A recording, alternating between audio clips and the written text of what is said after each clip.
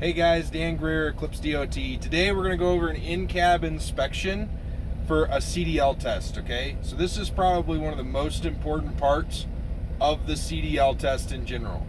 All right, so what we're going to do is we're going to go ahead and start with our inspection. What I like to do is I like to start on one side and work my way to the other. So I check my mirrors. My mirrors are properly adjusted.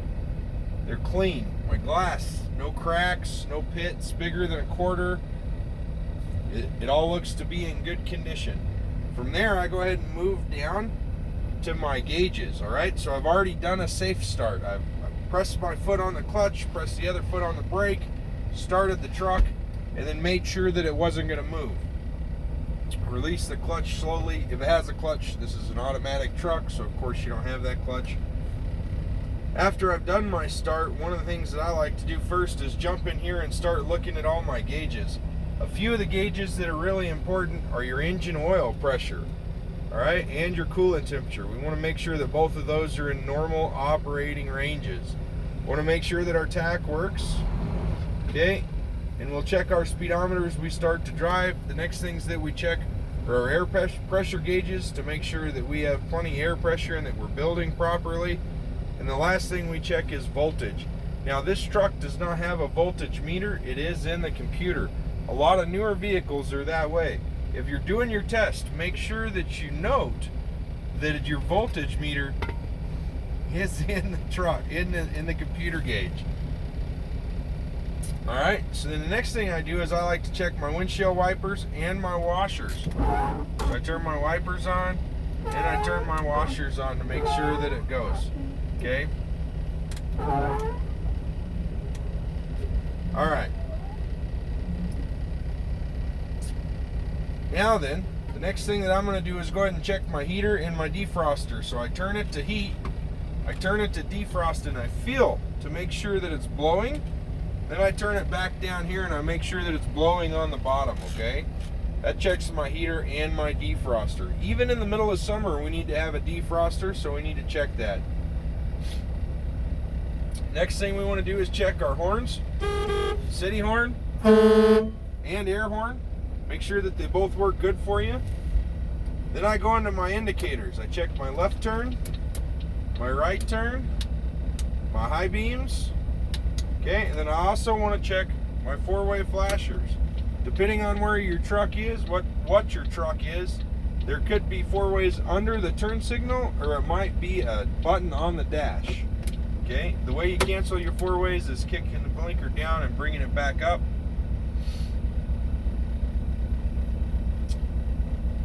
All right, next thing we're going to do on the in-cab inspection is check our safety items.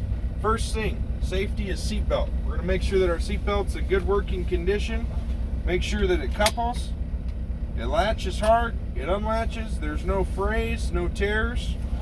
Okay, we want to check our steering, make sure there's not much play in it, that it's working good. Keep going on with safety stuff. We're going to move on to our fire extinguisher. Our fire extinguisher is right here. It is mounted, it is secure, and it's in the green. Okay, those are the big things. Spare fuses. I have some spare fuses in here. Then the last thing we need to check is our three triangles. The three triangles in this truck are right here under this sleeper. You access them from the outside. Now make sure you do have three triangles, and they should be in that red box. All right. Last thing we've got to do here is going to be our air brake test. So we're going to go ahead and we're going to release our brakes. Make sure we're not going to roll. Our wheels are chocked, okay? Now then, after our brakes are released, we're going to go ahead and shut the truck off. Turn the key back on so I can see my gauges, and I'm going to hold my foot on the brake pedal for 1 minute. Now we should have a little bit of drop to begin with, and then cut that. Now we should have a little bit of drop to begin with. Now after that, our gauges shouldn't move more than 4 psi in a minute for a combination tractor trailer. Now for a straight truck, a class B, it shouldn't move more than 3 psi in a minute. This is called the applied brake test. Next thing we're going to do is fan our brakes. what we're looking for is our low air alarm to come on at 60 psi.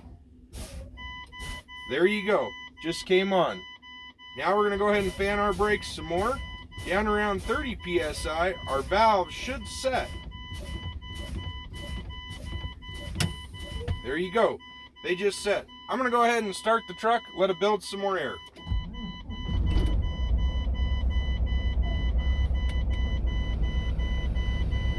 Alright, now in order to build air, we can rev the engine up to normal operating speed, so about 1500 RPMs, and we'll let it build from there.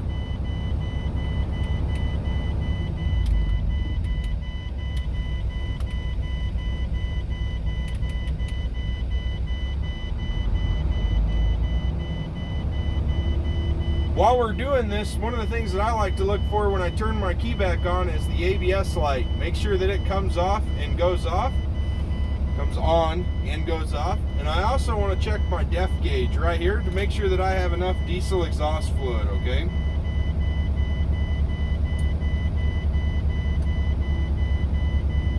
There's a few more tests that we can do. As soon as our air pressure gets built up. There's a few more tests that we can do as soon as our air pressure gets built up.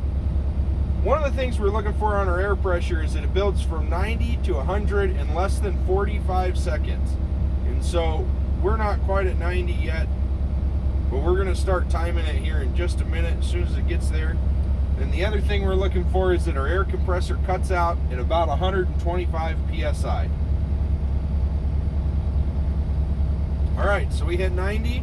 We're going to make sure that she builds to 100 in less than 45 seconds.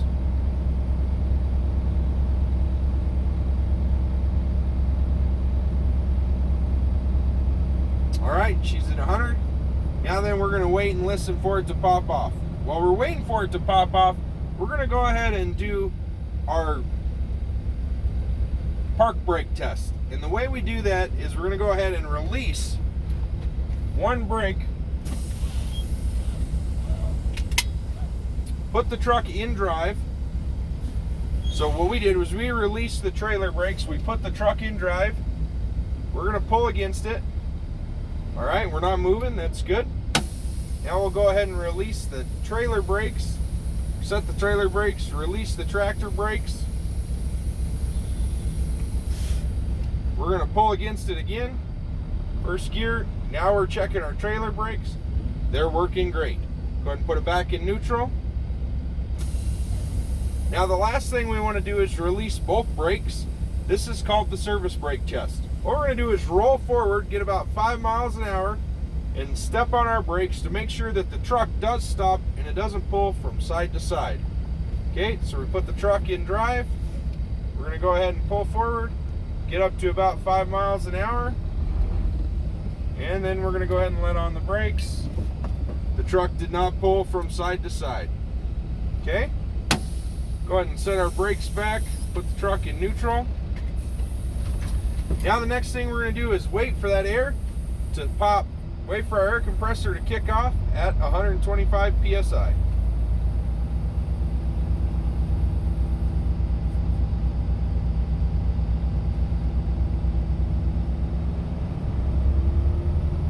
We'll cut this part out, but we got to wait and see if we can hear it pop.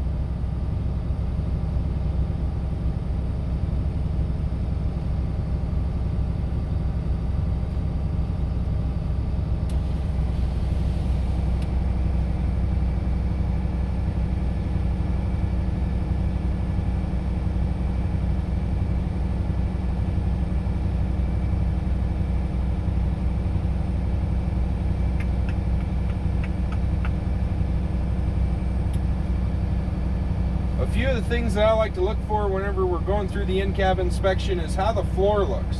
Is the floor clean? Alright? How does my steering wheel feel? Is it in good condition? Okay, is it too loose? I like to make sure that there's nothing that's going to get under my feet or obscure my visibility. No stickers on the windshield either. One of the other things that you really need to check for on all commercial vehicles is how tinted the side windows are. If those side windows carry too much tint on them, you could get a ticket for it.